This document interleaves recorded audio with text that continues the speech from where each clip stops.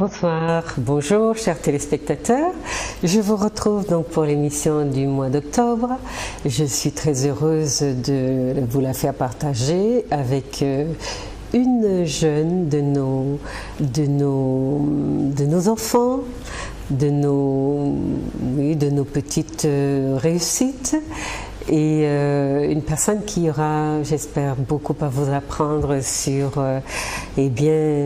l'intrépidité de notre jeunesse. Voilà. Donc je vous souhaite de passer un bon moment en sa présence et puis peut-être qu'elle vous laissera aussi un numéro de portable si vous avez envie de rentrer en contact avec elle. Avant d'entrer dans la discussion avec elle, je voudrais remercier Zouk TV, les techniciens, tous ces gens qui sont extrêmement disponibles et sympathiques, qui nous mettent à disposition un studio, de la technique et la possibilité de vous rencontrer et de vous faire rencontrer des gens peut-être qui seraient passés inaperçus dans vos vies. Voilà, donc je les remercie et puis j'espère, je souhaite longue vie à Zouk TV. Alors, donc, je reçois cet après-midi Solveig Hölsinger. Elle a un nom tout à fait allemand, mais vous allez voir, ça n'empêche pas qu'elle soit martiniquaise. Bonsoir Solveig. Bonsoir à tous. Oui. Alors, peut-être qu'on commence par expliquer. Alors, je vais la tutoyer, chers téléspectateurs, parce que je la connais. Et j'ai eu envie de vous la faire connaître également, parce que son expérience en vaut la chandelle. Voilà, donc, alors pourquoi ce prénom et ce nom, Solveig Hölsinger? Alors, de papa d'origine allemande et de maman, bien sûr, martiniquaise. D'accord. Donc, le choix du papa a été le plus important puisque le prénom a été également, était également allemand. Alors, c'est toi qui me disais que quand on voit ton nom, on ne pense pas, on ne voit pas qui il y a derrière forcément et ça peut réserver des surprises. Tout à fait. Alors, c'est vrai que bien souvent, quand je me présente, que ce soit dans mon contexte personnel ou professionnel, les gens sont toujours un peu perdus face, premièrement, à mon nom de famille, mon prénom, et aussi par rapport à l'accent que je porte quand je m'exprime. Oui, tu n'es pas très allemand? Non, du tout. Okay. Bon, il n'est pas français non plus, apparemment. Il n'est pas. Alors, il est bien de chez nous. C'est l'une des choses qu'on a réussi à garder dans cette descendance, qui a un pied dans la martinicanité et un pied peut-être dans l'ailleurs. On a réussi à garder le parler. Le parler. Parce que tu parles créole? Je parle créole, évidemment. Voilà. Alors, ça fait 18 ans que tu es partie? 17 ans. 17 ans. Donc, elle a vécu à la Martinique, elle vous dira. Alors, donc, je reçois de profession une gérante. Elle est gérante d'un bureau d'études spécialisé en matériaux et vieillissement de matériaux. Alors, ça concerne l'acier. On parle de matériaux, de composites et polymères, c'est ça? Polymère, de bois et de béton. Voilà, une personne qui serait derrière qui on verrait davantage un homme par rapport à la profession, mais non, c'est gérante et on parle bien d'une femme, d'une jeune femme. On peut dire ton âge, Solveig? Bien sûr, j'ai 34 ans. Solveig a 34 ans, elle a quitté la Martinique il y a 17 ans. À 17 ans. Ben voilà, elle revient 17 ans plus tard, pas forcément pour s'installer, mais peut-être dans l'intention de le faire. Donc on verra comment ces recherches auprès des entreprises spécialisées vont aboutir. Alors, donc je vous propose qu'on fasse un peu sa connaissance, qu'on entre un peu dans son parcours. Donc tu es née dans une ville du sud de la Martinique. Alors, je suis née à l'hôpital du Lamentin, effectivement. L'hôpital du Lamentin, d'accord. Et j'ai grandi dans la commune de Rivière-Pilote et particulièrement dans le quartier de Lens-Liguy. De Lens-Liguy, voilà, le quartier de pêcheurs, oui. En bord de mer, entre forêt et mer. Entre forêt et mer, oui. Et tu as fait ta scolarité? Alors, le collège, les petites écoles jusqu'au collège, donc dans la commune du Marin. Et le lycée ensuite à Rivière-Salée, au lycée Torail à l'époque, qui est maintenant le lycée Joseph Zobel. Et puis après, le grand départ pour les études après le baccalauréat. Donc le baccalauréat, tu l'as eu à 17 ans? À 17 ans, oui. Baccalauréat, un bac S. Un bac S. Bac scientifique. Ensuite, je suis partie 2 années en Guadeloupe, puisque à l'époque, c'est vrai qu'aujourd'hui on parle de la ségrégation de l'université Antilles-Guyane, qui est un sujet de discussion en ce moment. À l'époque, c'était encore l'université Antilles-Guyane, donc l'UAG. Donc, tous ceux qui étaient de branche scientifique et à études à vocation scientifique devaient partir en Guadeloupe. Donc, je me suis retrouvée effectivement en mes 2 premières années de DUG en Guadeloupe sur le campus de Fouillol. Alors malheureusement... Et là, tu as fait quelle étude exactement? Alors là, j'étais en sciences de la matière, donc chimie et physique. Et malheureusement ou heureusement, le parcours par la suite dit plutôt heureusement. Beaucoup de déceptions à l'université. Beaucoup de... Donc, pendant ces 2 premières années en Guadeloupe, beaucoup de déceptions? Beaucoup de déceptions parce que je me rappelle, jeune étudiante que j'étais, j'attendais tellement des études, je pensais découvrir beaucoup de choses. Et c'est vrai que me retrouver à prendre des cours dans les marges de l'université, parce qu'il n'y avait pas assez de place, l'amphithéâtre bondé, ces cours très distants, le manque de proximité avec les étudiants, toutes ces choses ne m'ont pas forcément plu. Donc j'ai tenté une 2e année, j'ai pas eu mon DUG du coup, et là je me suis dit peut-être que des études avec une orientation beaucoup plus technique serait plus adapté à la façon dont moi je voyais ma vie professionnelle. Donc là, beaucoup de temps passé au centre d'orientation. Mais moi j'allais dire, c'est la Guadeloupe qui t'a formé, qui t'a donné les bases de ta profession. Puis finalement, non, c'est pas vraiment ça. Mais pourquoi est-ce que tu t'étais orienté dans ce domaine-là? C'était études de la matière? Sciences de la matière. Sciences de la matière. Donc c'était à l'époque, tout ce qui était plutôt scientifique, donc on avait le choix entre biologie, sciences de la matière, plutôt mathématiques. Donc moi, effectivement, par rapport à mon choix, je m'identifiais plus à des études de chimie, puisque la chimie c'était un petit peu la matière qui me passionnait quand j'étais lycéenne. Et je me voyais poursuivre dans cette branche et avoir plus d'opportunités aussi pour la suite. Et là, donc, comme je disais, donc, beaucoup de temps passé au centre d'orientation à la fin de mes 2 années, où là, on se dit, mon Dieu... Donc 2 années où tu n'as pas de... Je n'ai pas eu... Pas de diplôme. Non. Ok. Et là, je me dis, bon, se retrouver avec quelques UV validés, on ne peut pas aller bien loin avec ça. Et c'est vrai qu'un choix s'est posé, et je me suis posé beaucoup de questions à me dire, maintenant, qu'est-ce que tu vas faire et comment envisages-tu la suite, tes études et tout. Et tu étais seule pour décider ou tu avais l'aide de tes parents, le soutien de tes parents? Le soutien des parents, on l'a toujours, mais le choix, effectivement, m'appartenait, puisque j'ai eu la chance d'avoir des parents qui m'ont toujours effectivement poussé dans la voie des études, mais qui m'ont toujours aussi laissé prendre mes propres décisions.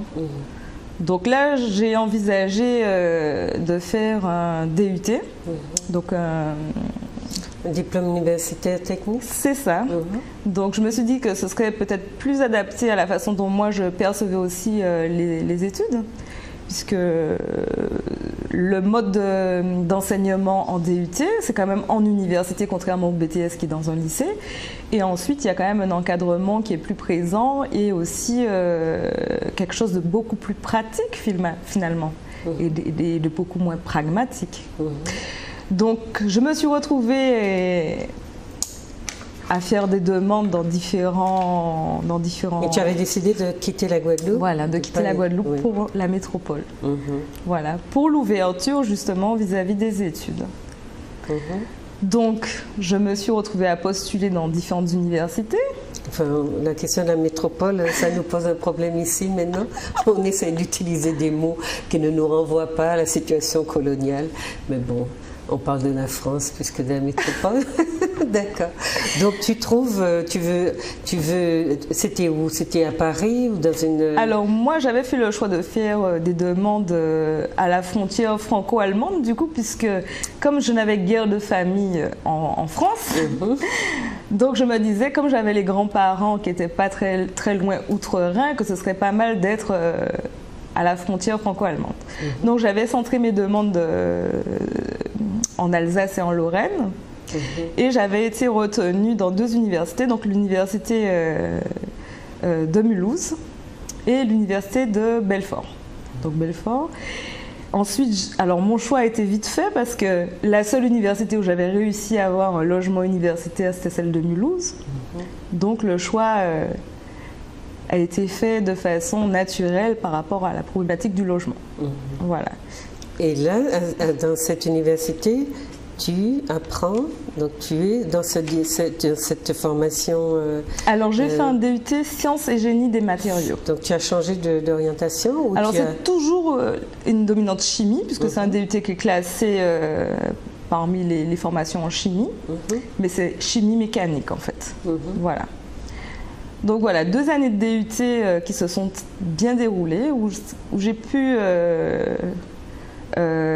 constituer un dossier scolaire satisfaisant parce que j'avais de très bonnes notes. Donc là tu faisais un DUG? J'ai fait le DUG en Guadeloupe que je n'ai pas réussi. Non, tu ne l'as pas eu, mais là tu refaisais un DUG. Je recommence à zéro, effectivement. Ça, tu recommences à zéro. Et par rapport à ce DUG où tu réussis à Mulhouse, tu as fait un bilan par rapport à ce que tu avais vécu en Guadeloupe et qui ne marchait pas? Ah oui, à l'issue de mes 2 années d'études techniques, en Guadeloupe, à Mulhouse. Effectivement, je me suis dit que j'avais fait le bon choix de changer parce que c'est vrai qu'en faisant un DUT, comme je disais, le côté pratique avec des projets industriels, avec des travaux pratiques, avec une approche beaucoup plus proche du monde industriel finalement que des études en université.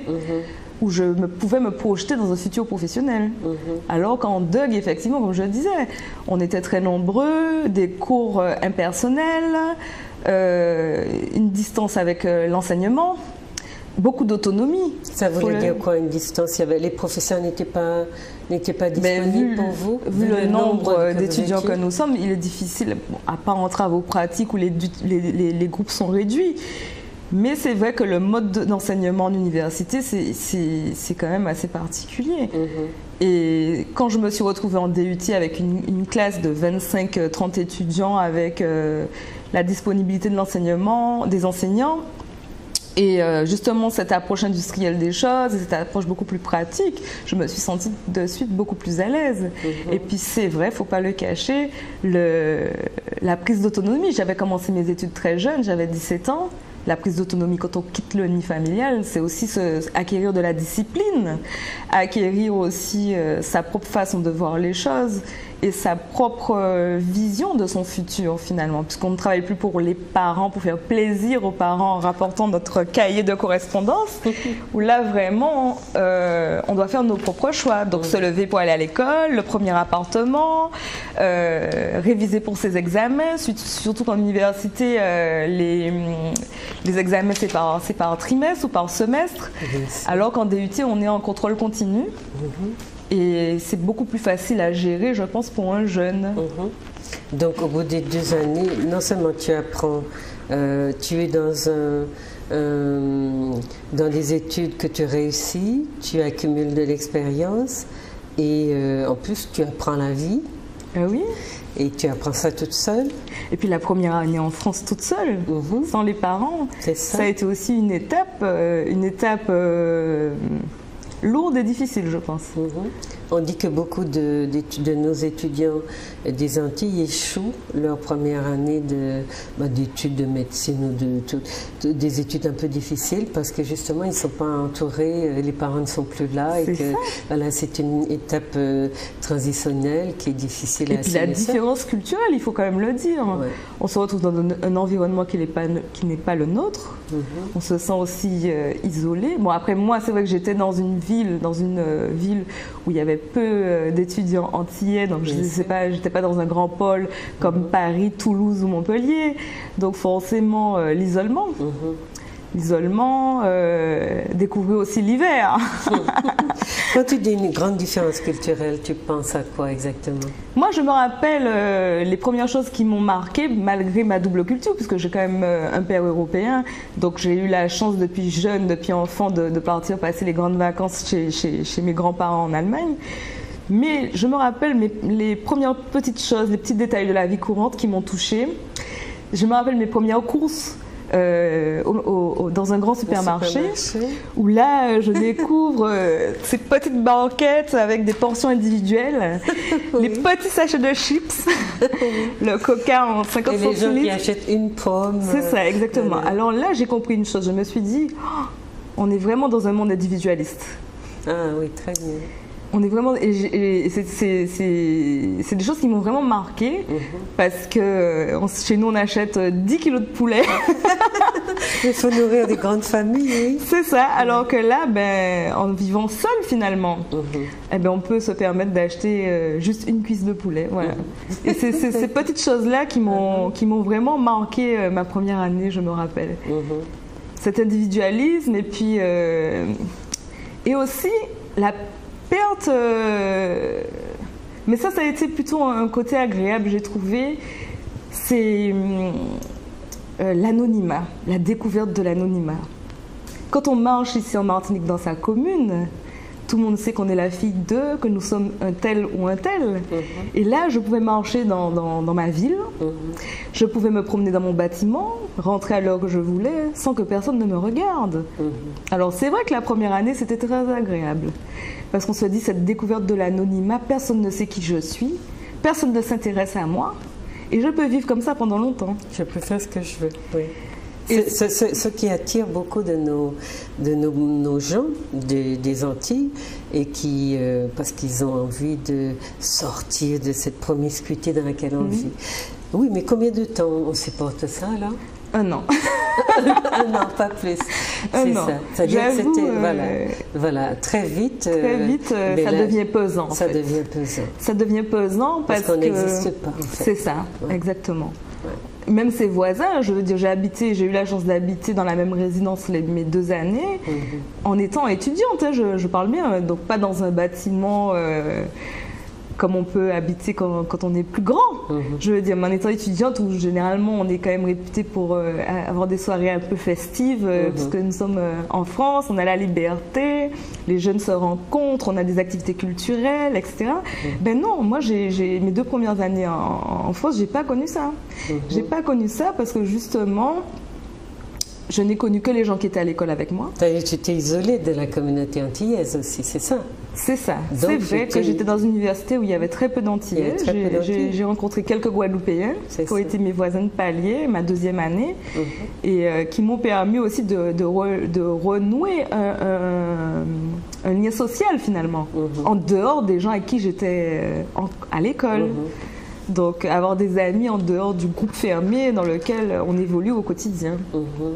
Et c'est là où on a recommencé effectivement les soirées à faire nos petits repas antillais pour nous rappeler notre culture, parler notre petit créole et se sentir soi-même finalement. Bien sûr. Voilà. Alors moi je trouve intéressant cette façon que tu as d'aborder la question de l'anonymat, parce que nous sommes un petit pays, comme on a l'habitude de l'entendre dire, et la promiscuité est une chose qui gêne beaucoup, mais peut-être qu'elle a un avantage qu'on découvre quand on a vécu l'anonymat, justement, puisque quand on ne l'a pas vécu, on le recherche, et puis quand on l'a, on découvre qu'on est seul et que c'est très très pesant. Il y a énormément de gens qui sont très isolés et qui ne savent pas quoi faire de cet anonymat qu'ils ont tant désiré.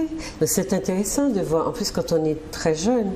Donc voilà, on est content, on associe ce sentiment de passer inaperçu à la liberté, sentiment de pouvoir faire ce qu'on veut, et en réalité on apprend ce que la socialité dans nos régions nous apporte aussi de constructif, parce que le fait que l'espace soit réduit nous oblige à vivre d'une certaine façon, et puis nous avons des traditions qui sont aussi héritées de l'Afrique et qui font que chacun s'occupe de chacun, c'est-à-dire la vision communautariste. Tout à fait. Fermée, tu es l'enfant de qui, tu fais quoi, tu es comment, tu es venu là, tu as quel âge, qui est ton tonton, qui est ton papa. Moi je dis toujours que chez nous on prend soin les uns des autres.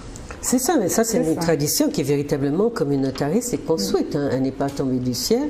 Mais donc ça c'est intéressant de faire l'expérience et de tirer des conclusions qui sont que, pour tous ceux qui rêvent d'anonymat, pour savoir que nous sommes des animaux sociaux fondamentalement, et donc tout dépend des contextes, des environnements, et à partir des expériences qu'on fait, eh bien on sait tirer aussi des leçons et apprécier son lieu à soi, son espace à soi, son éducation à soi, avec d'autres yeux, parce qu'en général nous sommes quand même très durs avec nous-mêmes, très critique avec notre culture. Nous prêtons tous les défauts du monde.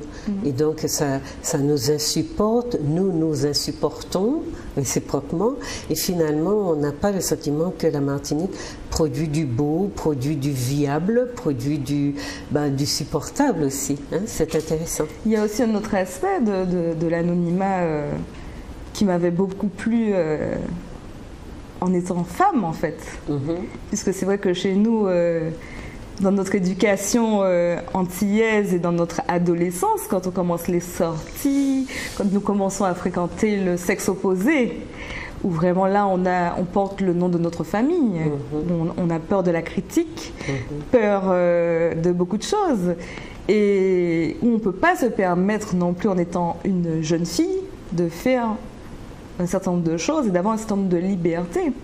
Donc c'est vrai que dans ma condition de femme, cet anonymat aussi m'avait tu avais entrevu une possibilité de... Mais finalement... Justement, mais finalement, cette histoire-là, parce qu'une fois qu'on a le sentiment qu'on va pouvoir peut-être sortir avec qui on veut, on se rend compte qu'il y a d'autres valeurs qui sont en jeu et que justement, il ne s'agit pas de sortir avec qui on veut. Non, c'est pas une question de jugement, en fait. C'est la peur du jugement, en fait. C'est la peur du jugement. Plutôt que l'envie de liberté, c'est ce que je veux dire. Parce qu'à un moment donné, notre éducation, elle nous suit. Et puis justement, c'est elle qui nous donne la marche à suivre. Mais c'est la peur du jugement, je pense. C'est la peur du jugement, c'est aussi le fait que le regard que notre société porte sur les femmes, dès qu'elles sont en âge effectivement de s'émanciper, est un regard très dur. Mais ça a une histoire aussi. Si on ne comprend pas l'histoire de notre société, des rapports hommes-femmes, on ne comprend pas pourquoi les filles, faut dire d'un certain milieu, ont été quand même très tenues et elles se sont senties justement bridées, et bien quand elles sont parties, elles ont eu l'impression que voilà, ça serait la liberté et qu'elles feraient ce qu'elles voudraient, mais en réalité non, parce que l'éducation justement, ce sont des règles, un regard sur soi, une vision du monde, une manière d'être à l'autre, avec l'autre, et qui nous donne nos limites. Hein. Tout à fait, et qui nous bride parfois aussi. Qui peut nous brider, mais ça peut être justement pour ouvrir. Il ne faut pas lâcher toute la vanne. On ouvre progressivement à mesure qu'on se connaît mieux et qu'on comprend ce que les autres attendent de nous. Mais ça nous permet d'avoir un regard critique. Absolument. Un regard critique sur le mode de fonctionnement finalement ailleurs. Parce que dans cet ailleurs-là, on le verra tout à l'heure, voilà, on est d'abord des femmes exotiques. Et donc beaucoup d'entre nous jouent à ce jeu-là, sans bien maîtriser. Donc on va revenir là-dessus, chers téléspectateurs. Mais bon, on t'a laissé un DUT que tu termines brillamment. Et tu fais quoi? Alors, à la suite de mon DUT, donc j'ai eu la chance de travailler donc pendant mes études en parallèle. Hein, donc en parallèle de ce DUT, j'ai rencontré donc mon premier patron qui était un Sicilien, hein, qui était un patron de restaurant à Mulhouse, où je faisais quelques soirées et quelques week-ends. Des jobs. Voilà, je jobais comme on dit, je jobais et j'ai trouvé ça très sympa la France pour ça, parce que je me disais finalement ici on trouve facilement un travail, on peut se générer comme son petit budget pour arrondir les fins de mois et nous permettre finalement de gérer notre vie loin des parents et puis de gagner en autonomie aussi évidemment. Et en ayant un salaire finalement, parce que j'avais déjà un salaire, même si c'était un mi-temps que j'occupais, j'avais déjà un salaire, en parallèle de mes études. Et là, je me suis dit, pourquoi pas arrêter maintenant et chercher du travail. Donc j'avais beaucoup postulé, j'envoyais des courriers, lettres de motivation un peu partout. Et en deuxième année de DUT, on a l'occasion de faire un stage. Donc moi, j'avais fait mon stage de fin d'études en Guadeloupe, dans une entreprise. Donc tu es rentrée. Je suis rentrée. J'ai eu la chance de trouver un stage en Guadeloupe, puisque j'avais motivé le fait de trouver un stage aux Antilles. Donc j'avais cherché sur les 2 départements, Guadeloupe-Martinique. Et j'avais trouvé un stage, mon premier stage en Guadeloupe, dans une entreprise qui fabrique des peintures et vernis. Et là, je me suis dit, pourquoi pas tenter ma chance pour trouver un travail. Et en retour de stage... Tu envisageais donc de te fixer en Guadeloupe? Non, j'avais cherché en France. Je cherchais en France. Donc après le stage, après le stage, voilà, je rentre et je me dis, je vais chercher du travail en France. Et là, je passe ma soutenance de stage et tout. Et mon directeur d'études m'attrape et me dit Solveig, tu es quand même une fille qui a du potentiel, mais il te manque de la rigueur dans ton approche générale. Et une fille comme toi, tu devrais essayer de faire plus. Donc, c'est lui qui m'a donné l'envie de tenter ma chance, parce qu'on nous inculque tellement le fait qu'on n'est pas assez bien, qu'on n'est pas assez fort, ou qu'on n'a pas un dossier suffisamment costaud pour pouvoir aller en école d'ingénieur, et que c'est pas pour nous, c'est pour les gens qui ont fait prépa, c'est pour les gens qui vont faire des concours. Donc pour moi, j'étais pas de niveau à faire une chose pareille. Je me disais, moi, au pire, je vais faire une licence professionnelle, enfin, au mieux. Mais je ne me projetais pas dans des études aussi poussées. Et c'est lui qui m'a donné, qui m'a suggéré donc de poser des dossiers, de faire des demandes. Donc j'ai pris ça un petit peu à la légère et retour à la case départ, donc au centre d'orientation, comme en Guadeloupe. Et là, j'ai postulé. Donc j'ai cherché, donc comme je faisais un DUT sciences et génie des matériaux, donc j'ai cherché une école qui faisait matériaux. Alors, il y en a pas à l'époque, il n'y en avait pas beaucoup en France, donc j'avais postulé dans 2 écoles, une qui était sur Montpellier et une qui était sur Toulon. Et en parallèle de ça, j'avais postulé toujours par rapport à ma double culture. L'allemand me tenait beaucoup à cœur et j'avais postulé à l'université de Metz pour faire une MST, une maîtrise des sciences techniques. Ça n'existe plus aujourd'hui, on parle de master. Qui était un master plutôt orienté polymère composite et qui était un diplôme franco-allemand. Et pour moi, je voyais en cette formation une opportunité de pouvoir pratiquer ma langue paternelle aussi bien que ma langue maternelle, le français. Et j'avais été acceptée à cette formation. Et donc, quand la rentrée scolaire est arrivée, donc j'ai travaillé dans ce fameux restaurant où je travaillais tout l'été. Et quand la rentrée scolaire est arrivée, donc il fallait que je trouve un logement dans les environs de Metz. Et j'avais pas eu de retour des écoles. Et là, un matin, je me réveille pour aller travailler début septembre. Donc, les rentrées universitaires, c'est mi-septembre jusqu'à début octobre. Et je reçois un téléx. Alors c'est atypique de recevoir un téléx, alors on est un peu surpris. Et je reçois ce téléx qui me dit votre dossier est accepté à l'école, à l'ISI-TV à Toulon. Il faut vite vous positionner parce qu'il y a une liste d'attente. Et si votre place ne vous intéresse pas, il faut pouvoir la libérer pour quelqu'un d'autre. Donc là, la réflexion, elle a commencé. Je me suis dit, mais qu'est-ce que je fais? Est-ce que je pars à Metz ou est-ce que je vais en école d'ingénieur?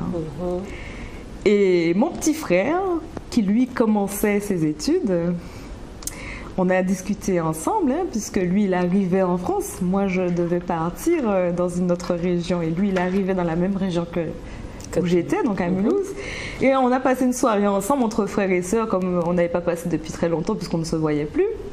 Et il m'a dit, mais ne te pose pas de questions, tu te rends pas compte l'opportunité que tu as, une école d'ingénieur, tu n'as même pas à réfléchir.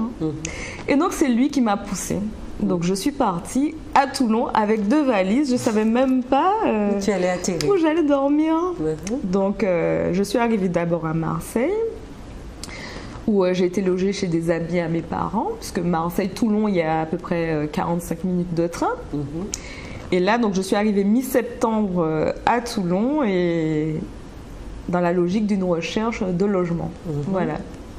Mais l'école qui te proposait de faire préparer ce diplôme ne mettait pas à ta disposition de chambre ou de... Non, tu devais te débrouiller toute seule. Et puis il était vraiment tard pour faire des demandes. Donc tu n'avais pas de délai, pas de délai. Donc tu as quand même joué le jeu. C'est ça. Okay. Et puis il était tard pour faire des demandes en résidence universitaire, parce que septembre, c'est trop tard. Tout à fait.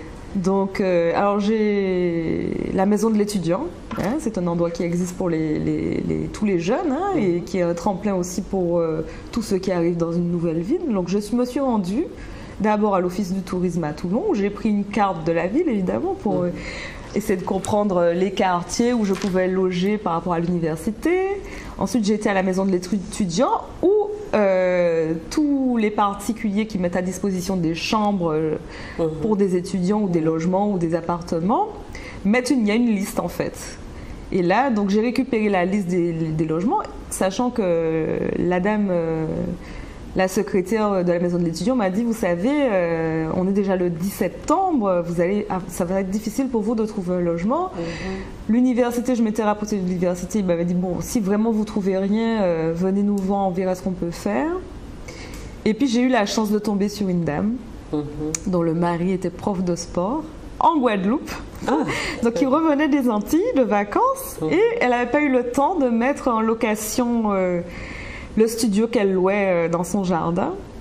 Et du coup, quand j'ai fait la visite, ils ont été touchés de voir une petite Antillaise. Ça leur rappelait leurs années aux Antilles, donc ils m'ont tout de suite pris. Donc j'ai eu cette chance en 2 jours de trouver un logement. Enfin, et tu n'étais pas loin de l'université. Alors tu m'as dit quel était le nom de cette université? ISITV. Donc c'est Institut des sciences de l'ingénieur de Toulon et du Var. Sciences de l'ingénieur. Donc tu t'embarquais dans une aventure pour être... ingénieur en matériaux. Ingénieur en matériaux. On n'a pas bien compris ton engouement pour les matériaux.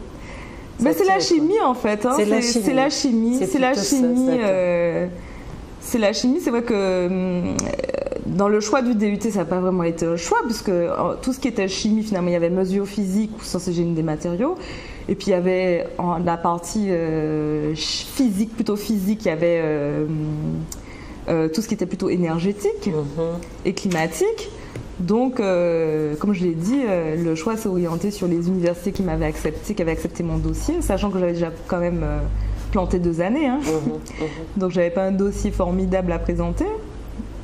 Et donc, le choix de la chimie s'est fait un peu comme ça.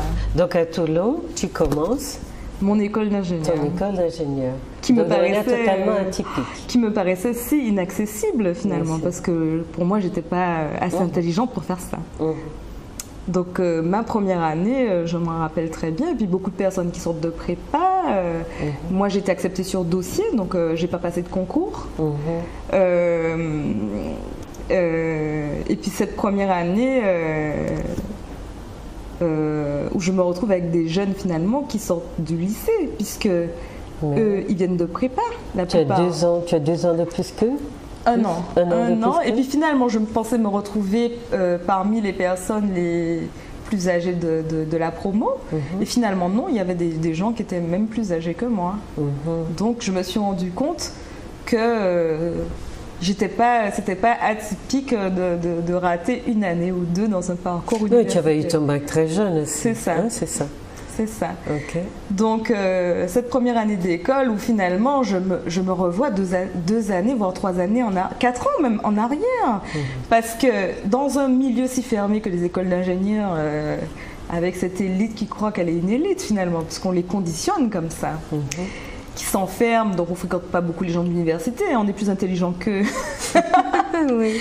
On nous fait croire qu'on est le futur de demain, on est un peu conditionné dans ce type d'école, et avec des gens qui sortent du lycée, comme je dis, donc qui se retrouvent comme s'ils étaient en première année d'études, donc c'est-à-dire l'envie de liberté, l'autonomie, le premier appartement, les sorties, les soirées, en fait tout ce qu'on connaît quand on commence ses études, la première année.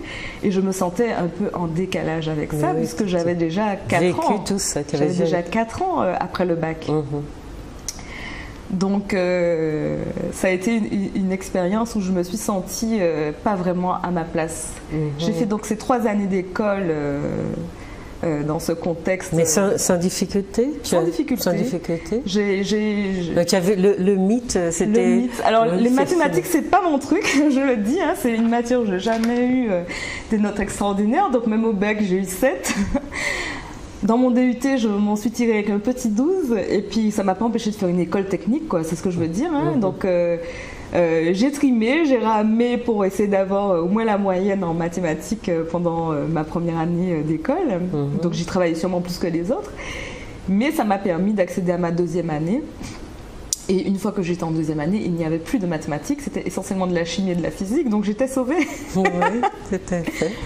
Voilà, donc, et l'expérience de l'école d'ingénieur, ça a été quelque chose de particulier. Donc au bout de 3 ans, tu sors de l'école avec un diplôme et tu es ingénieur. C'est ça. Et tu t'es appelé, est-ce que tu t'es appelé ingénieur en matériaux et vieillissement de matériaux? Non, en matériaux. En matériaux, voilà, c'est tout.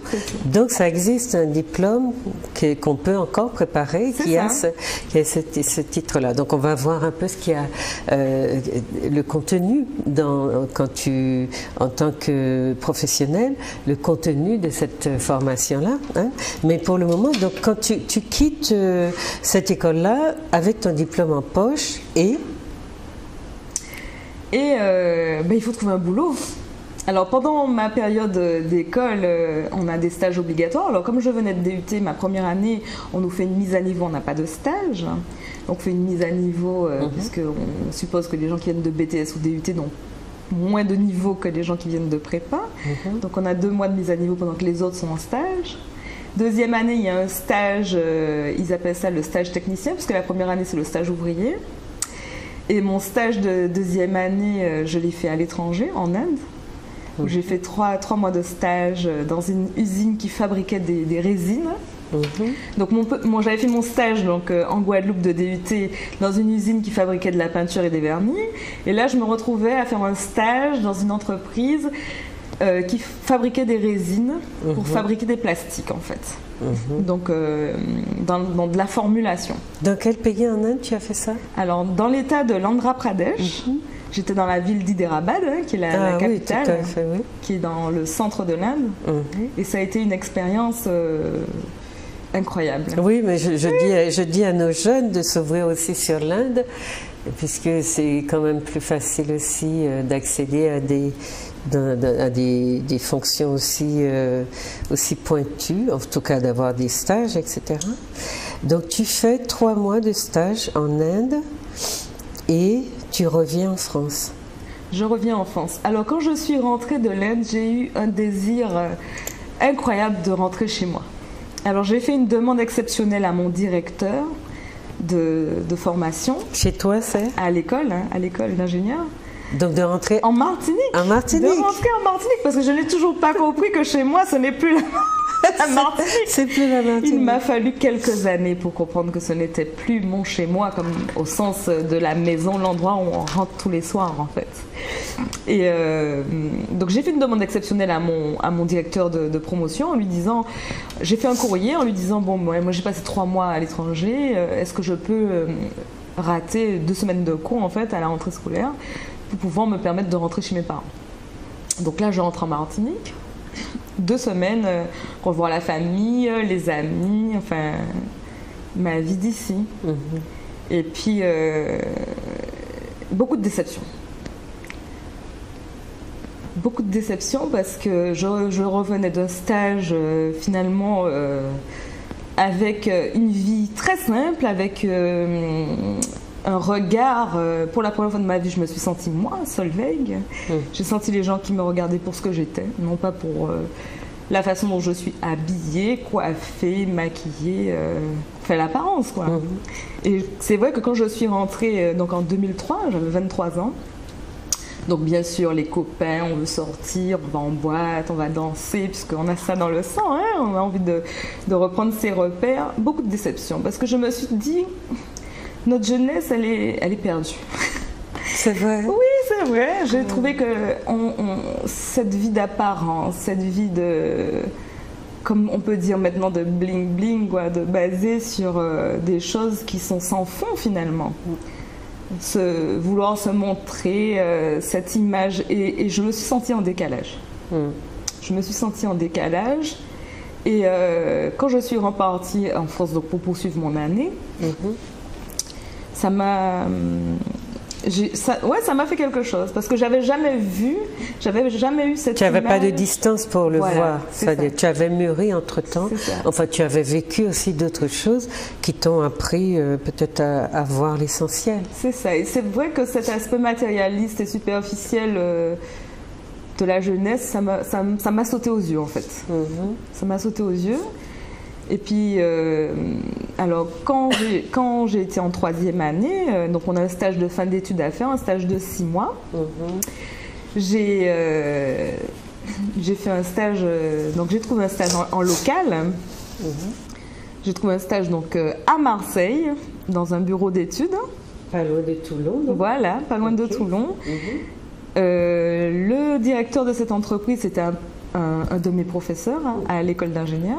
C'était un intervenant extérieur qui venait nous dispenser nos cours de peinture et vernis d'ailleurs, et qui lui dirigeait donc un bureau d'études en corrosion et en environnement.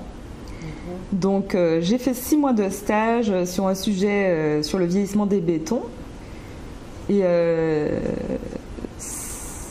Et vraiment là, on est en fin d'études, donc forcément on est censé adapter un comportement plus mature, on est à s'intégrer dans une équipe, et puis intégrer une équipe en tant que femme dans un milieu technique. Donc ça a été une très belle expérience, très belle expérience, parce que c'était la transition entre l'école et le monde du travail finalement. Parce que là, et 6 mois, ça te laissait vraiment du temps pour apprendre. Et la chance que j'ai eue avec donc mon premier patron, je peux dire, parce que ça a été mon premier patron, qui m'a dit, quand j'avais commencé mon stage, mais là c'est fini, tu n'es plus une étudiante. Maintenant, tu es ingénieur, même si je n'avais pas encore le diplôme, puisqu'il faut valider le stage pour avoir le diplôme. Mais il m'a dit, là, tu ne retournes pas à l'école. Là, ton stage, c'est la fin de tes études. À la fin de l'année scolaire, tu seras diplômé. Maintenant, tu dois adopter un comportement qui soit celui-là.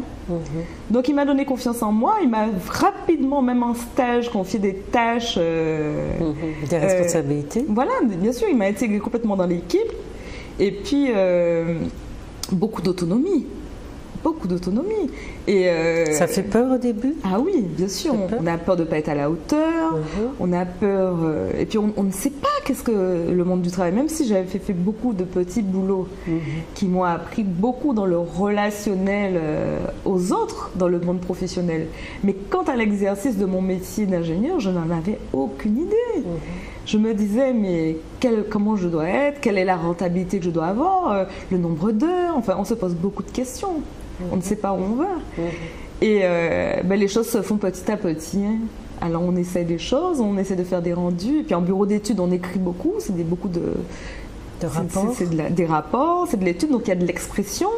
Il y a l'anglais, puisque dans un milieu technique, on utilise beaucoup l'anglais. Donc voilà, j'ai été son assistante quasiment pendant ces 6 mois, en chantier, sur le terrain, en études, chez des clients, sur des projets au fil du temps.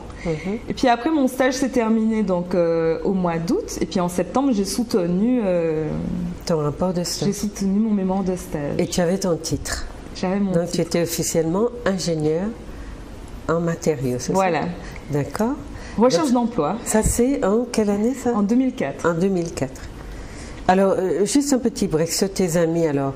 Donc, tu te sens en décalage avec ces amis-là et tu vois donc tes pairs, c'est-à-dire des gens de ta génération, tu les regardes avec des yeux un peu qui ont changé. C'est ça. Et qu'est-ce qui se passe? C'est la rupture ou tu les gardes quand même? Non, bien sûr. Tu les gardes, mais tu sens encore ce décalage? Non, je pense qu'avec les années, on a évolué. Nous avons aussi évolué chacun. Oui. De façon différente, certes, puisque chacun nous avons eu nos propres expériences. Mais c'est vrai que je me rappelle à cet âge-là, je ne parle pas forcément de mes amis proches, ou des gens que je fréquentais, mais de la jeunesse en général. Parce que quand je me suis retrouvée en soirée, quand je me rappelais que quand j'étais au lycée, quand on avait 15 ans, quand une fille mettait une mini-jupe, on était forcément une fille un peu facile. Oui.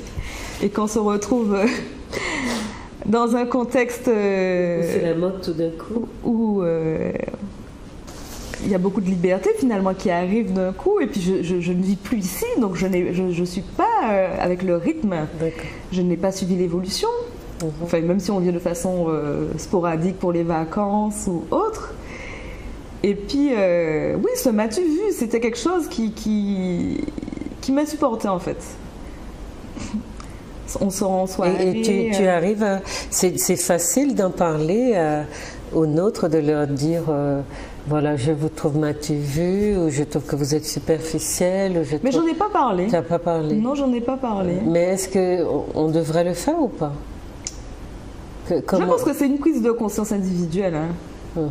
Je pense qu'avec l'âge, avec le temps... On peut paraître prétentieux de vouloir dire ça aux gens? Je pense que oui. Et puis c'est peut-être déplacé.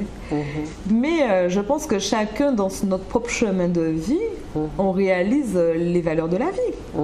Donc c'est sûr, quand on est jeune, on porte beaucoup d'attention à son apparence, surtout aussi dans notre culture. Peut-être que c'est pas, voilà, peut-être que les jeunes sont à l'image de notre société, parce qu'il n'y a pas que les jeunes qui accordent beaucoup d'importance à l'apparence. On dit tout le temps d'ailleurs chez nous que c'est ce qui compte d'abord. Mais c'est l'image qu'on renvoie de premier abord à l'autre. Oui, parce que ça a une histoire qu'on n'a pas pris le temps d'étudier. Mais enfin, moi qui suis dans la sociologie culturelle, je travaille sur ces aspects-là. Donc on sait d'où ça vient, on peut l'expliquer sociologiquement, mais c'est vrai que dans le relationnel au quotidien, les gens qui nous voient, ou nous-mêmes en décalé, parce que j'interrogeais sur ce même plateau Madame Mauduèche qui fait des films sur notre histoire. Et elle a un pied en France, un pied à la Martinique, et elle a aussi cette vision. Enfin, elle me disait que les Antillais de France lui disaient qu'ils avaient du mal à renouer ou à entretenir des relations, on va dire, normales avec les gens restés au pays. Parce que tout d'un coup, quelque chose s'était produit qui leur faisait voir ces gens restés au pays différemment. Et donc, ils leur trouvaient en général des défauts ou alors des incompatibilités qui s'installent du fait que le regard décalé qu'on pose sur notre société quand on y revient fait que il est disharmonieux, et la relation entre nos deux catégories de population, ceux qui sont sortis et ceux qui sont restés, ou celles qui sont restées et celles qui sont parties, crée des frictions. Et je pense que c'est une chose qu'il faut étudier, puisque beaucoup d'Antillais s'en vont et beaucoup reviennent aussi, même si, comme tu disais, c'est sporadique. Mais il y a là une vraie problématique sociologique qu'on ne prend pas le temps d'étudier. Mais ces frictions expliquent les tensions qu'on retrouve dans les discours, dans les relations parents-enfants, et notamment d'enfants qui partent et qui ne reviennent pas voir leurs grands-parents, qui font des enfants en France, que les grands-parents découvrent quand les enfants ont 10-15 ans. Il y a énormément de foyers maintenant de jeunes Antillais qui n'entretiennent pas de relation avec leurs parents. Et les petits-enfants ne connaissent pas leurs grands-parents. Ça, il y a une vraie problématique derrière ça. Alors, en 2004, tu as le diplôme en poche et tu cherches du travail. Oui. Alors, c'est là que l'aventure peut nous intéresser. Alors, chers téléspectateurs, bien sûr qu'il faut qu'on écoute Solveig pour qu'elle nous raconte, parce que Solveig, c'est une enfant du pays, et c'est elle, par son expérience, qui peut aussi donner des idées à nos autres enfants qui ont envie de tenter l'aventure. Mais on comprend qu'il n'y a pas nécessairement tout le temps des déterminations, des préparations, des savoirs ou des connaissances qui sont sûres. Parfois, on avance à tâtons. L'essentiel, c'est peut-être aussi parfois de faire les bonnes rencontres et de continuer son parcours et de se surprendre soi-même à faire des choses qu'on ne pensait pas pouvoir faire et qu'on finit par faire, et puis on finit par devenir utile et peut-être à être un exemple, à se constituer un modèle, un exemple pour ceux qui n'ont pas confiance en eux. Donc la question de la confiance en soi pour entreprendre, puisque nous avons quand même cette problématique chez nous, pour notre jeunesse qui nous préoccupe beaucoup. Et bien voilà, parfois c'est quelque chose de l'ordre d'un tâtonnement qui nous fait avancer, et on doit pouvoir laisser ce tâtonnement se faire sans aller vouloir qu'on ait pris des décisions à l'avance et qu'on ait des convictions qui sont aussi des enfermements. Et l'exemple de Solveig en ce sens-là est très intéressant parce qu'elle nous explique, c'est pour ça que c'est intéressant d'écouter. Elle nous explique comment elle a eu un parcours semé d'embûches et en même temps elle n'a jamais fermé aucune porte, et même quand elle a eu du doute, elle a laissé les portes ouvertes, et puis finalement elle en a trouvé une dans laquelle s'engouffrer ou à travers laquelle passer et pour aller plus loin. Voilà. Donc en 2004, Solveig, tu as ton diplôme en main et tu veux travailler. Voilà. Alors là, je me dis, durant mes études, j'ai fait suffisamment de petits boulots, toutes sortes de petits boulots qu'on peut imaginer, femme de ménage, emballage de plateaux repas, j'ai fait beaucoup de choses, serveuse. Et là, je me dis, je refuse de m'inscrire dans une agence d'intérim en attendant. Et je veux vraiment trouver un travail dans ma branche et avec le diplôme que j'ai en poche. Donc là, l'aventure commence avec la recherche d'emploi. Rédaction de CV, rédaction de lettres de motivation. Et donc, un mois de septembre où on ne sait pas où on va finalement.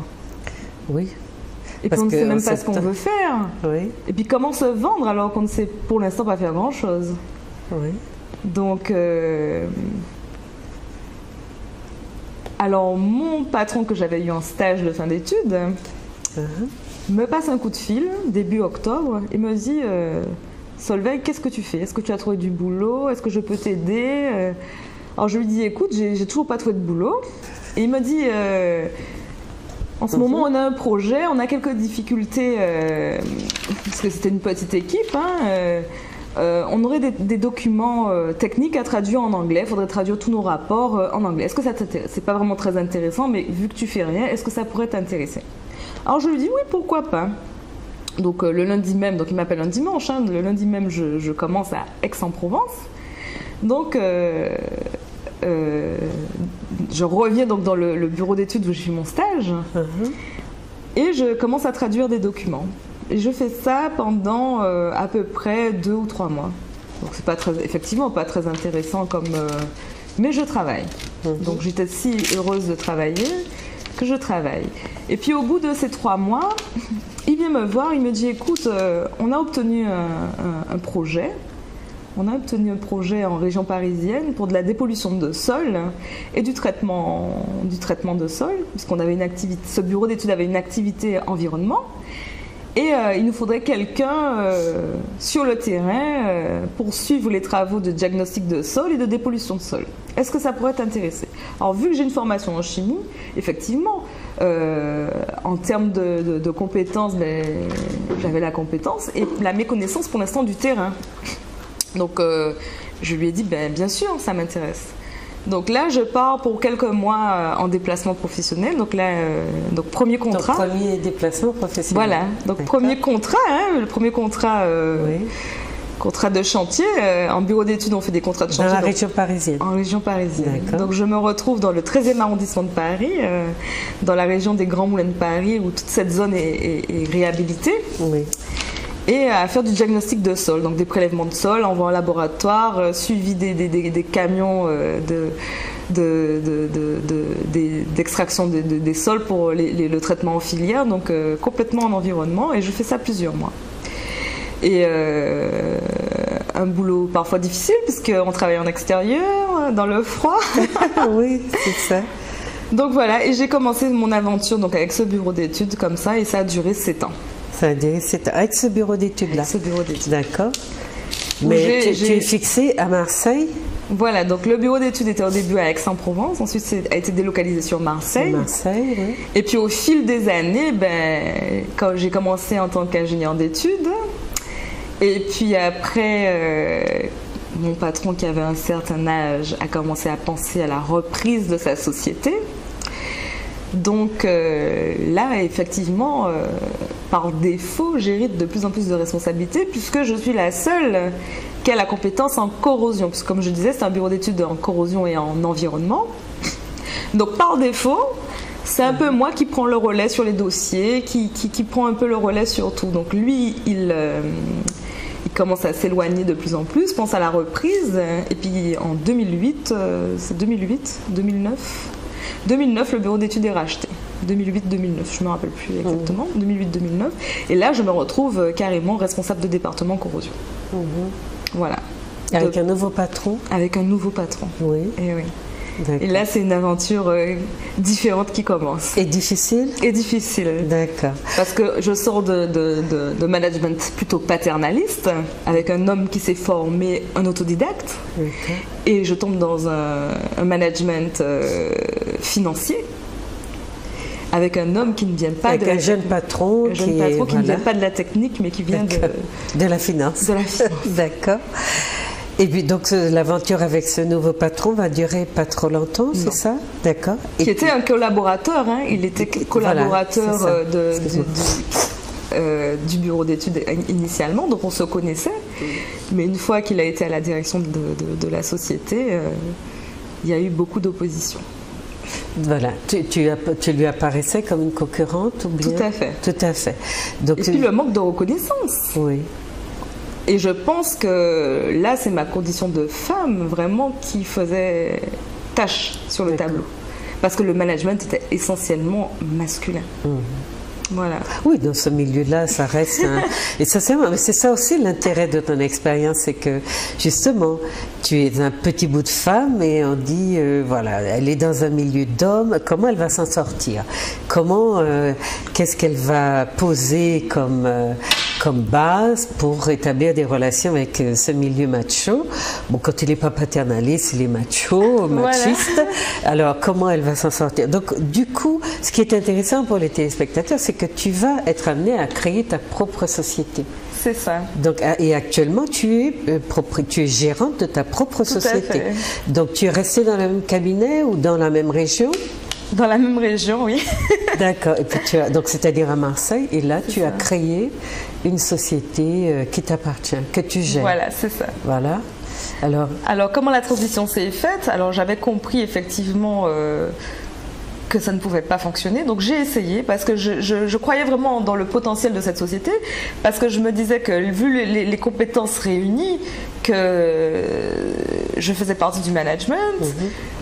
Donc je projetais aussi, je projetais aussi le futur de la société. C'était mon emploi, donc c'était aussi la pérennité de mon emploi, de projeter la société dans laquelle j'évoluais. Et tu aimais ce que tu faisais, c'est ça? Bien sûr. Oui. Et je me suis beaucoup investie, évidemment. D'accord. Parce que tu as beaucoup voyagé, donc ce qui est intéressant aussi, c'est qu'on comprenne dans quel cadre tu l'as fait.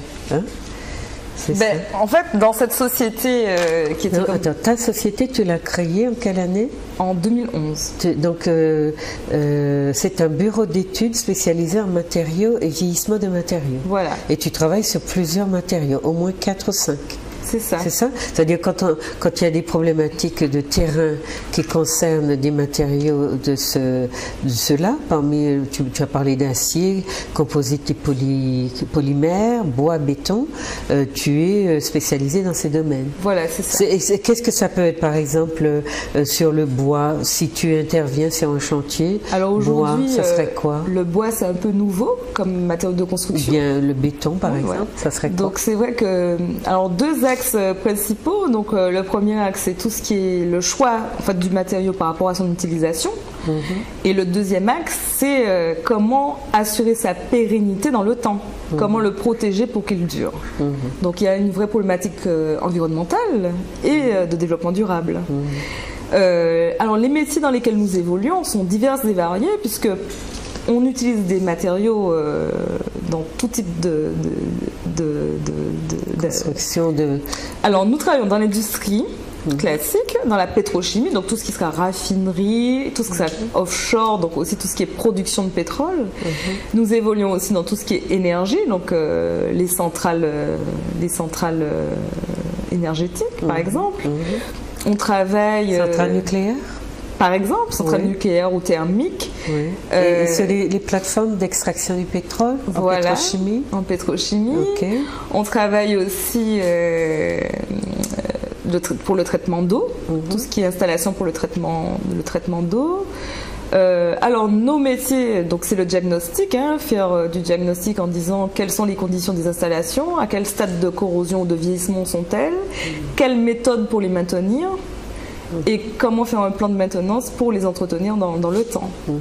Et dans ton bureau d'études, tu reçois des commandes qui portent sur tous ces domaines? C'est ça. Oui, d'accord. Vous êtes une équipe de 4? De 4 personnes. D'accord.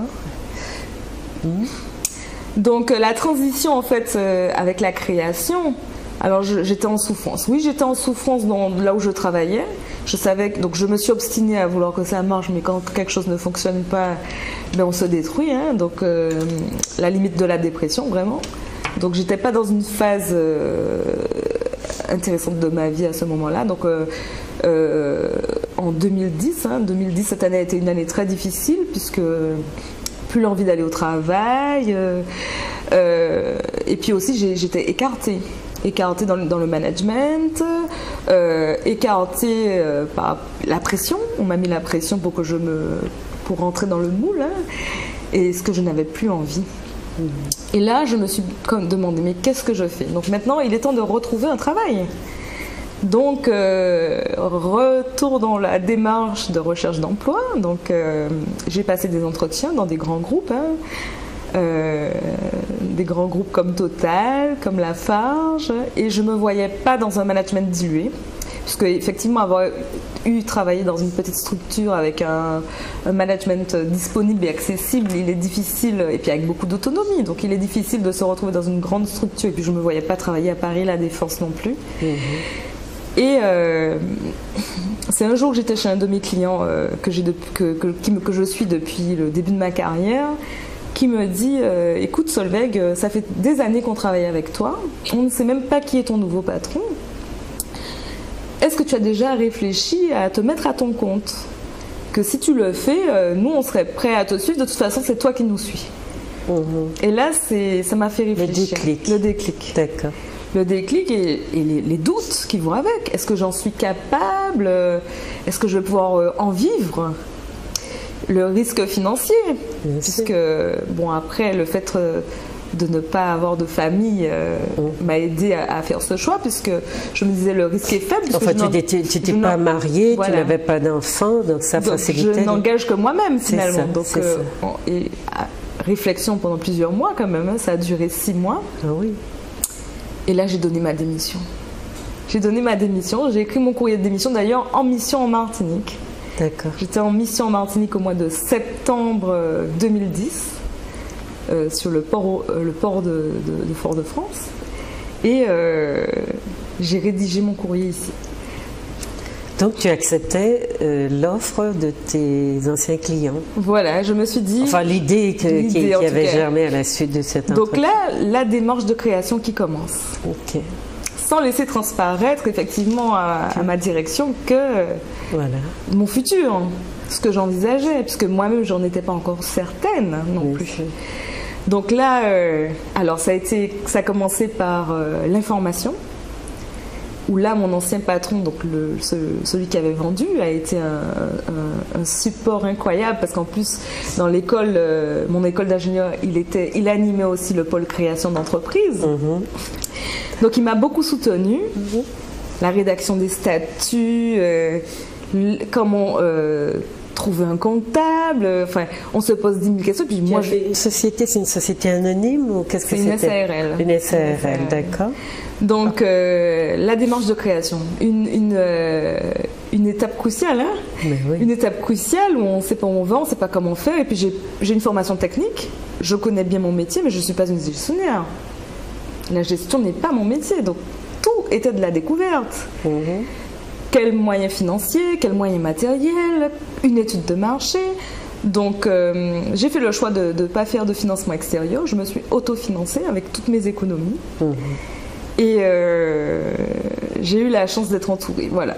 D'être entourée et d'avoir le soutien de beaucoup d'entrepreneurs avec qui je travaillais finalement. Et de d'autres entrepreneurs. Qui avaient confiance en toi parce que ton travail avait payé. Et puis qui m'ont... Et je me suis rendu compte que... j'étais pas seule, voilà. Parce que souvent dans la création d'entreprise, on peut se sentir seul, mais c'est vrai, il faut se dire que on n'est pas seul. Parce que la démarche, vraiment, j'ai été soutenue par tous les entrepreneurs avec qui je travaillais, des petits aux grands, m'ont vraiment tous soutenue, quoi. Et donc, mois de décembre arrive, donc fin de contrat, puisque j'ai quand même fait mes 3 mois de préavis alors que je ne m'attendais pas à les faire. Oui. Je pensais pouvoir partir dessus, parce que vu que quand on fait partie d'un management, souvent on nous dispense des 3 mois de préavis puisqu'il y a trop d'enjeux financiers. Donc tu démissionnes. Je démissionne. Et tu as 3 mois de préavis. Voilà. Et ta société est déjà en train de naître. Voilà, donc rédaction des statuts, il faut trouver un nom. Oui. Ça c'était très difficile aussi, il fallait trouver un nom, c'était une aventure ça. Et le nom, oui, et le nom c'est quoi alors? Alors ma société s'appelle Coroll Engineering. Coroll Engineering, il fallait rester dans l'anglais puisque tu as une clientèle internationale. C'est ça. Ok. Et Coroll, pourquoi? Alors Coroll, corps pour corrosion, et hold pour to hold, tenir, maintenir en anglais. D'accord. Donc au début ça devait se dire Corold et je n'aimais pas du tout la consonance anglo-saxonne, donc j'ai enlevé le D pour apporter aussi une petite touche féminine dans ce métier. Oui, d'accord. Donc tu as créé Coroll Engineering en 2011. Avec combien de personnel? Toute seule. Tu l'as fait toute seule? Toute seule, voilà. Okay. Toute seule. Tu avais un local, ça s'est passé comment? Chez moi. Ah, tu l'as fait chez toi? Mon bureau, c'était ma domiciliation. Alors, comme on fait beaucoup de terrain et qu'on travaille en immersion chez les clients, la nécessité d'avoir une infrastructure n'était pas indispensable. Donc, peu de moyens, puis une société de service, donc pas beaucoup de matériel. Oui. Donc, j'ai déposé mes statuts le 11 janvier 2011 et j'avais déjà ma première commande. Waouh! C'était tes anciens amis? Alors, je travaillais sur un projet avec un monsieur avec qui je travaille d'ailleurs jusqu'à aujourd'hui, qui a 75 ans et qui continue à exercer, qui est un retraité d'un grand groupe, qui travaille en tant que consultant, qui est retraité actif, puisque beaucoup de retraités aujourd'hui sont retraités actifs. Hein. Et ce monsieur m'a fait confiance. Il m'a dit on a besoin de quelqu'un comme toi sur ce projet. Donc c'était le projet de la Fondation Louis Vuitton à Paris, la construction de la Fondation Louis Vuitton, où j'assistais l'entreprise générale dans la protection des matériaux, tout ce qui était anti-feu et anti-corrosion. Dans la rédaction des cahiers des charges, dans la réception des travaux, dans les audits des ateliers des sous-traitants. Et il m'a dit écoute, nous on a envie de continuer de travailler avec toi, le boulot que tu as fait est satisfaisant, donc t'inquiète pas, la transition elle se fera naturellement. Donc il m'a épaulé. Il m'a épaulé et il a fait passer ma société comme une lettre à la poste, on va dire. Mais ce que je comprends, finalement, tu as eu beaucoup, donc le lien intergénérationnel est très fort, mais ce sont beaucoup des personnes très âgées et des hommes essentiellement qui t'ont aidé. Exactement. Des hommes âgés qui t'ont aidé. D'accord. Et qui respectaient cette démarche entrepreneuriale finalement. Non, mais c'est d'autant plus intéressant à analyser que donc tu es une jeune femme. et que tu es dans un milieu complètement masculin et qu'on n'est pas censé, quand on est âgé, je ne vais pas dire vieux, âgé, on n'est pas censé faire confiance à la jeunesse. C'est ce qu'on entend dans notre pays, beaucoup. Et voilà que toi, tu es dans un univers où ça fonctionne à plein.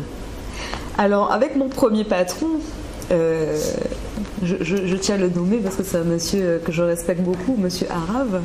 Oui. C'est un homme qui m'a donné beaucoup confiance en moi, qui m'a mis en avant quand j'ai travaillé avec lui, qui ne m'a jamais fait d'ombre, qui m'a toujours dit tu en es capable mais tu ne le sais pas encore. Et pour tous les projets sur lesquels j'ai travaillé avec lui, c'est ce qu'il a mis en avant. Donc il m'a jeté à l'eau pour que je puisse nager, hein. En gros c'était ça. Mais j'avais la capacité de rebondir et d'adopter, de pouvoir évoluer dans ce mode de fonctionnement là, parce que tout ça n'est pas donné à tout le monde. Il faut vraiment beaucoup de force mentale pour pouvoir faire ce genre de choses. Il m'a satellisé sur des projets à l'étranger alors que je ne savais même pas utiliser la machine que j'ai appris dans l'avion avec le mode d'emploi.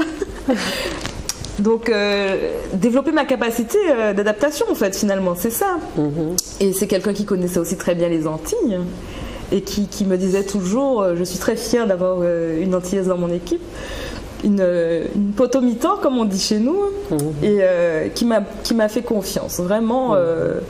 La question de la confiance, elle est au centre de ton expérience. Tout à fait. Puisque sans elle, tu n'aurais pas eu. Ce qu'on voit bien, c'est comment se construit, parce que ton parcours, ta trajectoire, c'est elle qui peut inspirer, parce que ça n'a pas beaucoup de gens font des expériences, mais dans ta trajectoire, on sent bien que rien n'est jamais défini à l'avance, mais que tout se construit à mesure que tu avances, et que tu avances avec des gens qui n'ont qu'un mérite, c'est de te faire confiance. C'est ça. Et de te faire confiance pour des choses qui sont, quand on entend ces mots-là, qu'on voit les ingénieurs sur des plateformes, etc., avec des casques, on a vraiment l'impression de super mal. Et puis là, on voit une petite femme qui fait la même chose, et voilà, qui n'en impose pas, et puis qui est probablement compétente, parce que la question de la confiance, elle ne marche pas sans celle de la confiance. C'est parce que, d'une certaine façon, il y a la contrepartie que tu donnes. Et cette contrepartie, c'est probablement une application, un travail bien fait et surtout une audace.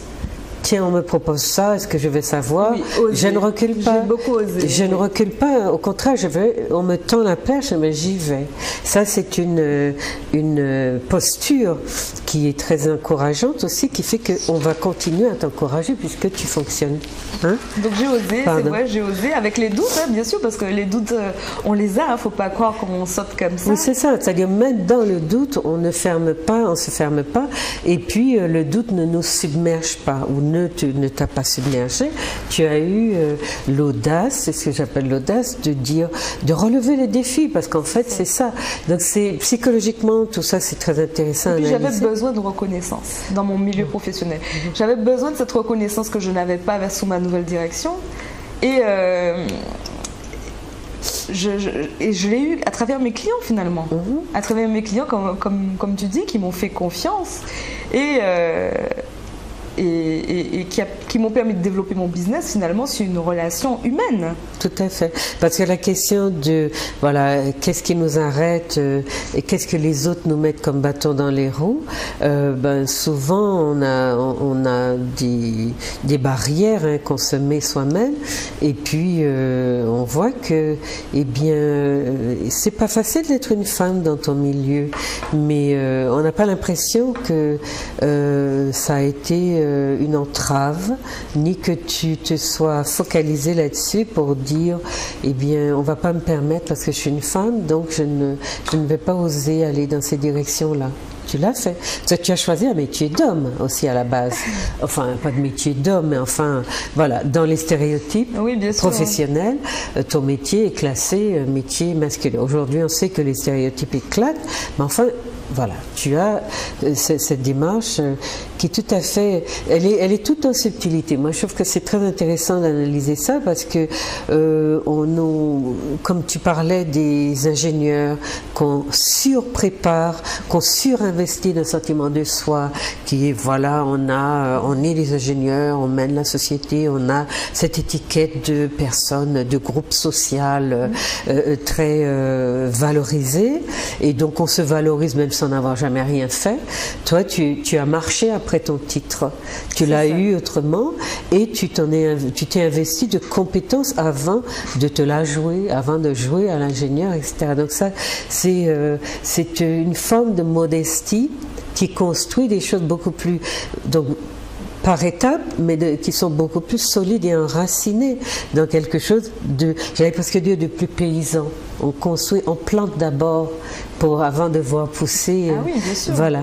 Donc ça, c'est intéressant dans ton parcours. Et aujourd'hui, tu as ta société avec des collaborateurs. Oui. Et donc, tu as des marchés. Voilà. Tu as démarché comme lorsque tu travaillais avec les autres. Donc tu n'es pas en reste. On ne s'est pas dit c'est une femme, voilà, c'est une antillaise éventuellement. Donc on se taille, on va chercher des, voilà. Donc ça a marché. À côté de ça, tu voyages beaucoup, puisque tes clients sont en Europe, en Afrique. Alors nos clients sont des groupes, la plupart du temps des groupes de construction ou des groupes de pétrochimie français. Oui. Et on les suit sur leurs projets à l'étranger parce qu'effectivement aujourd'hui avec le contexte de mondialisation et de développement, à l'étranger, avec la délocalisation aussi, ben on se retrouve à travailler sur des projets à l'export. Qui sont voilà, très, très éloignés de ton bureau, même d'études. Et donc tu parlais, tu as des expériences en pétrochimie par exemple alors en pétrochimie, ailleurs? Alors j'ai eu l'occasion de découvrir par exemple le Congo, pour l'Afrique de l'Ouest. Ça a été... alors tout le monde me dit que j'ai eu la chance de pouvoir découvrir comme premier pays d'Afrique le Congo, parce que c'est un pays très social, où les gens sont très accueillants, très, très, très accessibles, et puis qui n'est pas dans un contexte politique difficile. Il n'y a pas de guerre civile, il n'y a pas de... Enfin, qui n'était plus, ça dépend, parce qu'il n'y a pas longtemps qu'elle a éclaté la guerre. Bon, après, il y a la République du Congo et il y a le Congo. Voilà. Et effectivement, ça a été une aventure incroyable, parce que c'était ma première expérience en mer, en plateforme, où en plus en tant que coordinatrice travaux. Donc j'avais des ouvriers locaux sous ma responsabilité pour réaliser des travaux particuliers dans un contexte de litige en plus, sur des travaux qui n'avaient pas fonctionné. Et donc les enjeux financiers étaient importants, puisqu'il fallait refaire les travaux au coût de l'entreprise et essayer justement de minimiser les coûts et de tenir les délais pour refaire ces travaux. Donc ça a été une expérience assez intéressante. Et puis la découverte de l'Afrique. Comment les Africains m'ont perçu. Et eux, ils m'ont perçue comme une blanche, vraiment. Donc comme une femme certes, mais comme une femme blanche. Voilà, donc ça c'était un peu surprenant pour moi, puisque toutes les expériences que j'ai eues dans d'autres pays, soit en Asie ou en Europe, j'avais toujours été vécue comme une femme de couleur en fait. Donc là, pour la première fois de ma vie, on me disait que j'étais une blanche. Donc c'était assez surprenant pour moi. Dans quel sens, tu veux expliquer? Parce que je ne m'identifie pas comme étant une femme européenne. De par ma culture, de par mon éducation et de par ce que moi je ressens que je suis en fait. Mon identification, je me sens vraiment comme une femme noire. Donc ça a été une découverte, un nouveau regard sur moi, qui m'a permis aussi de me poser la question de mon métissage. Comment finalement je le vivais et comment les autres me voyaient, suivant les différentes cultures. Donc ça, c'était assez surprenant pour moi. Ben, on en apprend tous les jours sur soi-même. Alors, moi, ce qui m'intéresse, c'est d'abord que les téléspectateurs voient ton parcours, ta richesse en tant que femme. Ces réflexions aussi qui révèlent quelque chose de très profond, qui interroge, qui continue à interroger, et ton rapport à ton groupe humain. Puisque nous avons une problématique du métissage à la Martinique qui est nos jeunes s'en vont, ils se diluent dans le monde, ils sont dans l'universalisme, ils sont partis, ils nous échappent, parfois ils ne nous reviennent pas. Et finalement, on n'a pas fait de bilan de ça. On ne sait pas bien comment tout ça se gère. On ne sait pas non plus pourquoi nous perdons nos jeunes, en dehors du fait que, oui, le pays n'a rien à leur offrir. Il y a peut-être quelque chose de l'identité aussi qui est construite sur un flou existentiel. Et c'est intéressant que certains de nos enfants nous reviennent avec une réflexion profonde, justement, sur le sens de cette existence. Parce que les idéologies qui ont cours à la Martinique, qui sont basées sur le métissage, l'ouverture au monde, le tout-monde, etc. On ne sait pas bien comment ça construit son homme ou sa femme. Ce qu'on sait, c'est que confronté aux réalités de l'extérieur, eh bien, ça ne tient pas la route. Et ceux des nôtres, de nos enfants qui ont réfléchi vraiment sur le sens à se donner à partir de ces définitions floues, universalisantes, etc., eh bien, ils nous reviennent en nous disant non, j'ai quelque chose de très concret à dire au monde, à partir non pas de mon métissage biologique, mais de ma culture. Et cette culture peut être reflétée par des faciès qui n'ont rien de spécialement africain, mais qui se sentent aussi habités par un héritage africain. C'est ça qui est important. C'est pour ça que je dis, et je le répète, nous ne sommes pas, oui, peut-être de la biologie, puisque nous existons dans des corps qui sont marqués phénotypiquement, mais ce ne sont pas les corps qui déterminent notre existence, c'est peut-être l'expérience sociale, mais la culture qui donne un sens à nos destinées, eh bien, elle n'a peut-être pas la couleur qu'on croit ou qu'on voit, on voit en apparence, d'accord ? Alors, donc, ton rapport à ton groupe humain nous ferait parler, par exemple, de tes expériences, alors, en tant que personne qui est perçue d'une certaine façon et qui fait des rencontres avec d'autres gens et à qui on révèle peut-être une identité qui se frotte à une conception intérieure et qui fait que tu refuses ou tu acceptes, mais tout d'un coup, il y a un travail de va-et-vient entre ce qu'on te dit, ce qu'on voit de toi et ce que tu construis à mesure que tu avances. Ah, c'est sûr, hein, l'ouverture déjà à l'Europe et au fil des projets auxquels j'ai participé dans différents pays, effectivement, m'ont permis de me découvrir moi-même, parce que l'image qu'on renvoie finalement aux autres, comment on est perçu, comment les gens nous identifient, puis ce besoin d'identification en fait, ce besoin de catégorisation. De se rattacher à quelque chose, à un groupe, et non pas un métissage flou, accroché, suspendu dans les airs. Mais non, oui, il y a ce besoin de s'accrocher à un groupe, et quand on pense, parce que moi le souci que j'ai, c'est que il me semble que les expériences de nos enfants, parce que on a des types humains différents, et quand on s'en va à l'étranger, on est censé continuer à être des Antillais. Et on ne le voit pas. Ah, non, il y a déjà la musique de fin qui s'annonce. Quand on ne le voit pas forcément. Mais en fonction de nos phénotypes, je crois qu'on fait des expériences assez différentes.